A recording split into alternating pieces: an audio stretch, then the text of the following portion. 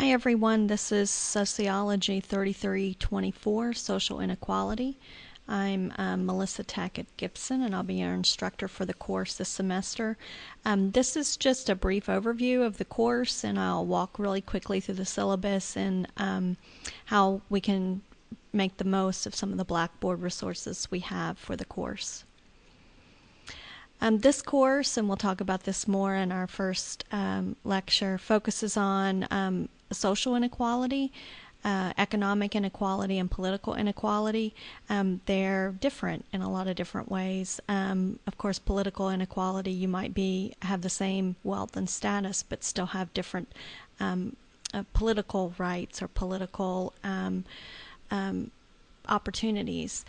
So we're going to look at how all of those kind of come together, and how inequality is caused by a process we'll call social stratification. Like I said, we'll talk about this a lot more later. So basically we're going to look at how the social, the political, and the economic, how inequality in all of those spheres impacts everyday life, and not across classes. So we're going to be talking a lot about class and class structure, wealth, economy, political status. All of those things come together. It makes for a really interesting course. So I hope that you're excited to be here. Okay, real quickly to go over the schedule. You can find the syllabus and schedule under the Course Information tab. Again, you'll see the heading there, Syllabus and Schedule. When you walk through that, you'll find my contact information. Right now, I'm on campus on Tuesdays and Thursdays. I don't yet have a telephone or a formal office space yet in the Department of Sociology, so email is best right now. I do live in College Station, and again, I'm in Huntsville twice a week, so excuse me. If you'd like to meet, we can make an appointment and meet in either location. Okay, you have 3 books for the course. Christopher Dube's Social Inequality, The Inequality Reader by Brueggemann, and then Where We Stand by Bell Hooks. These books are sometimes boring, sometimes really, really interesting, sometimes very provocative, and particularly the one by Miss Hooks. You may not agree with everything that's said, but that's in part or a big reason why I chose some of these readings, because I think that when we're provoked, when we have a good reaction, intellectual or emotional reaction, that's when we really think, and that's when we really begin to work through some of the problems that we're thinking about in course, and how we in the course and how we might begin to solve them. So I like all of these books really well. The Dube book talks a lot about class and economic position. So just know, if you've had prejudice and discrimination, this is going to be a little bit different than that, because we do work from a little bit, we bring in a lot more economics into the course, and talk a lot about wealth and money and status and how that makes a difference in these other areas of life. I'm going to try to have these on reserve. I'll let you know if that happens. I mentioned in an email that if you need to postpone ordering one book, you can wait on the reader and then catch up on that a little bit later. This is a collection of original articles, research articles, some of which are discussed in the lectures. There are items on the exam from this book, so you will want to get it, at least to share it, but you can certainly wait on that book and catch up, maybe get it just before the first exam. This is also the more expensive one of the 3. All of these books can be found electronically, and you can also find them, there are links to purchase these books on our website under the textbook tab. Okay, you have basically 4 major chunks of grade in the class. You have 3 multiple choice online exams and then 10 discussions. That's 9 regular discussions and 1 student introduction. Each discussion is worth 10 points, and then each exam is worth 100 points, so you have 400 points available. I do offer some extra credit, 2 10-point extra credit opportunities as the course progresses. I'll be posting what those are later on in the course.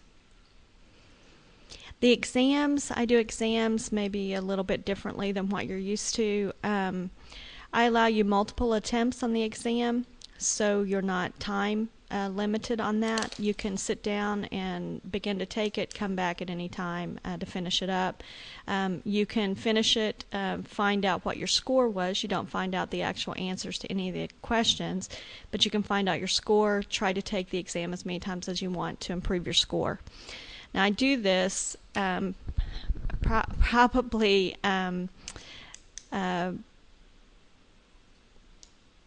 idealistically, because I think that the more times you do try to correct yourself, the more you learn.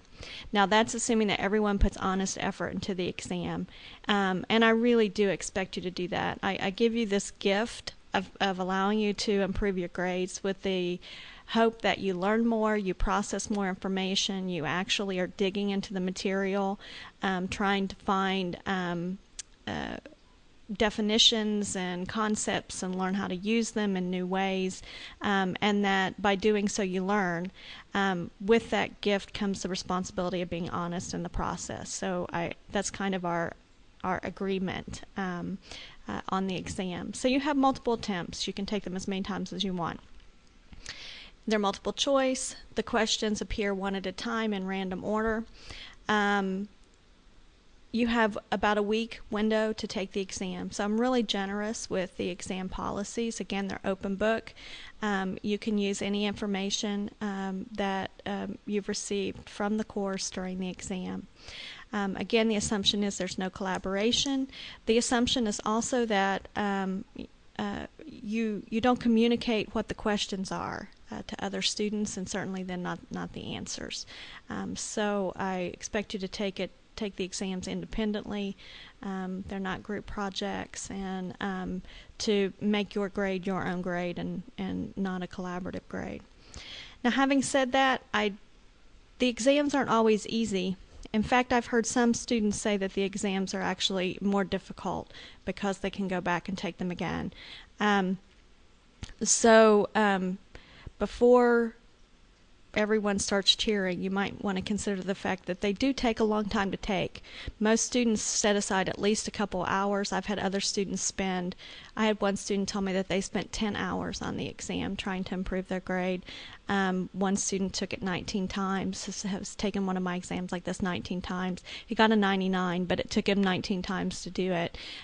So it's not necessarily easy.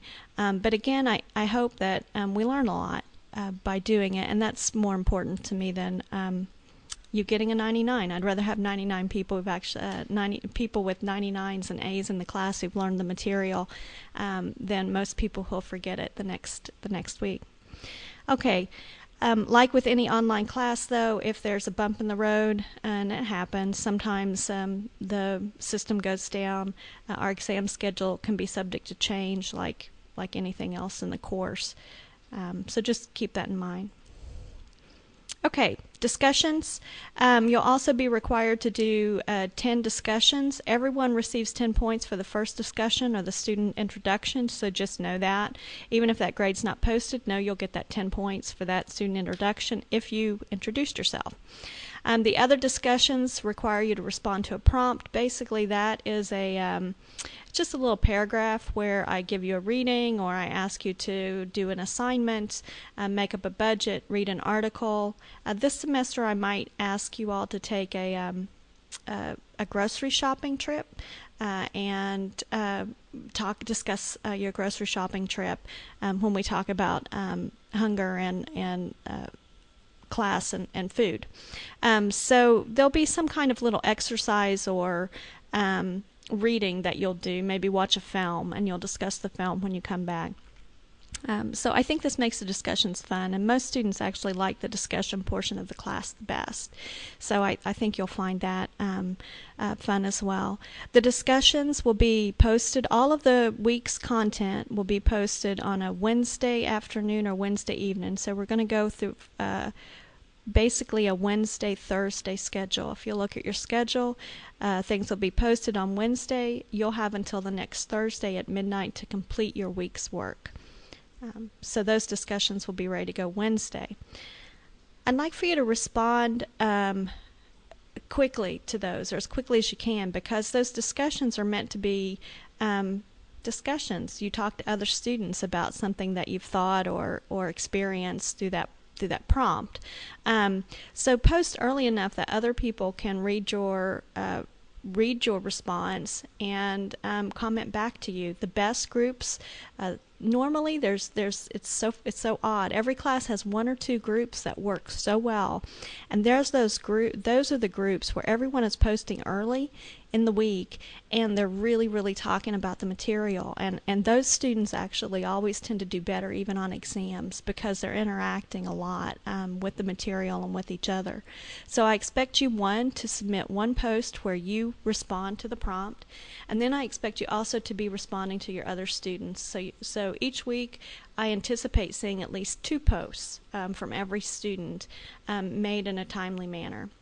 I deduct points, and I give a lot more detail about this in the syllabus, but I deduct points if the posts are submitted too late for others to read, 11:30 p.m. deadline day. The posts have little content. Some folks will say, oh, I agree, well, that sounds really great, or I like that idea. You have to contribute something yourself intellectually. It's not just enough to just respond to other ideas. And then posts that don't show evidence of actually following through with the prompt instructions. So if you don't show any evidence that you read the little article, and these won't be long articles, but maybe a little news article that you were supposed to read, if you don't show any evidence that you've read it, if I ask you to go to the grocery store and price out some items and you've not really done it, I don't see any evidence, then I take points off for that too. So again, I just expect you to come to these kind of honestly and responsibly, and then everyone does very well in the discussions when they do that.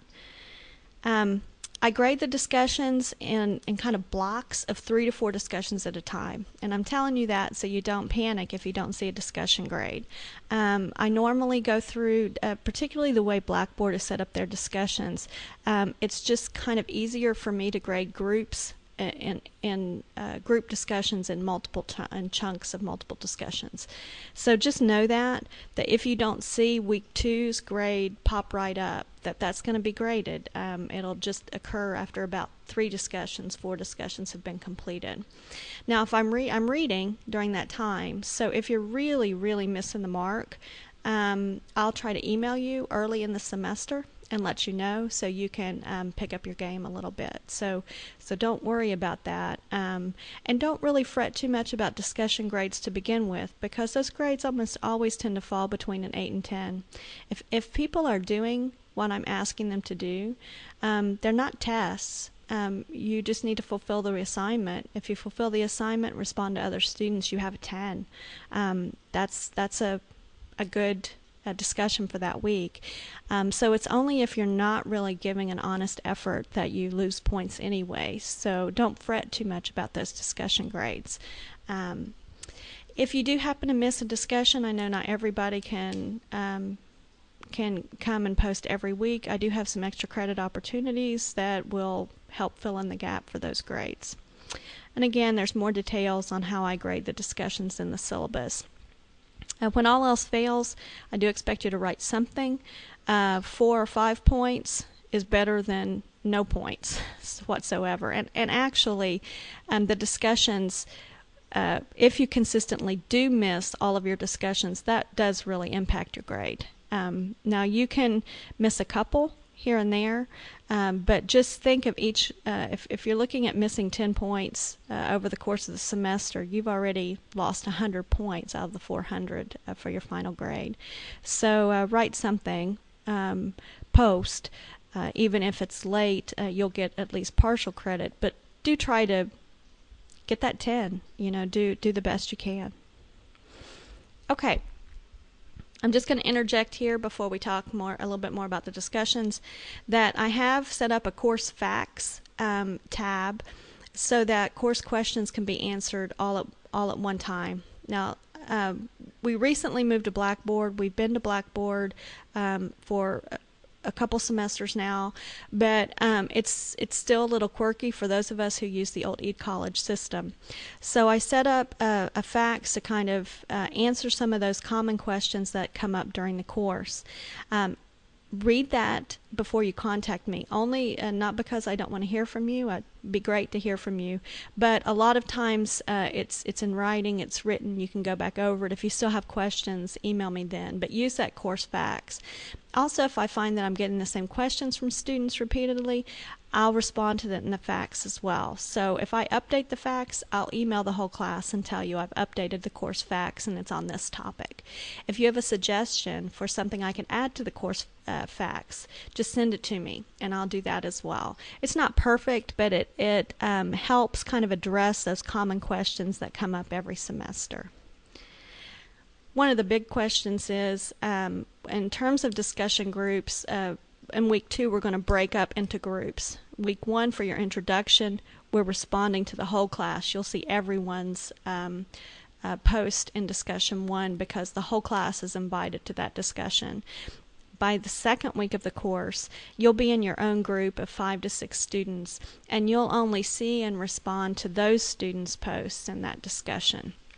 It gets a little tricky on the Blackboard platform as to how we respond to those discussions, where we find them, how we respond to them, how we create them. So I've listed a discussion of that, of how we do discussions and discussion groups in the course facts. So read that. I'll be sending out some more instructions about that when I break you up into groups, but know that that reference is there as well. It can be a little confusing. Okay, you also have a course schedule. It looks like this, where I give you the week with the dates, the topic, the readings for that week, any assignments, and then the deadlines. Okay, just some notes about the course schedule. Again, it could be subject to change. I might have to substitute films if some aren't available. Sometimes there are films that are available on YouTube at one time and then they're taken down by the distributor at another time. Sometimes we'll need to extend deadlines. We're an online class, so technology gives us glitches sometimes, and we'll just roll with it. Now, if there is ever a change with the syllabus, I send out emails and announce those changes. And if it affects an exam or an assignment or the completion of a week, I'll extend the deadline. You'll never be punished if there's a change in the syllabus. You'll always be offered time to accommodate any changes that come up. So just know that in case our electronic world falls apart, we'll all be okay in the end. Okay. Well, that's it for our, oh, nope, that's not it. There's a note on the films. The syllabus does show that there are several films. Some films are available on YouTube, others aren't. I tried to make sure everything was available on Amazon Prime in case you are Prime subscribers, but not everything is even available on Amazon Prime. So in the event that I can't find you a free version of that film or provide you that film in class due to copyright restrictions, you're responsible to obtain those films. I'll announce that the week of that class, or you'll see it on the schedule. So you might be required to rent that. Some other options might be YouTube. It might have gone back up on YouTube. Local libraries usually have a good selection of films. Okay, and then viewing the course content. We have a course content tab, and under that we have course weeks. If you'll click the word, not the icon, the word week 1, you'll see all of the assignments for week 1 and all of the content for week 1. There may be a simple PowerPoint presentation, which I usually provide in PDF. Some weeks I'll have narration to that in a YouTube video. You might have other assignments. This week you have a discussion and a syllabus quiz, which is kind of a little test to just let you become more familiar with the exam system. It's not a graded quiz. But if you click on week 1, you'll see the content for that week. So this is how we'll be organized throughout the course of the semester as we move on. Under course weeks, you'll begin to see week 2, week 3, week 4, week 5 as we move on through the semester. Okay, well, email me any questions that you have, and I'm looking forward to a good semester. I hope you enjoy it.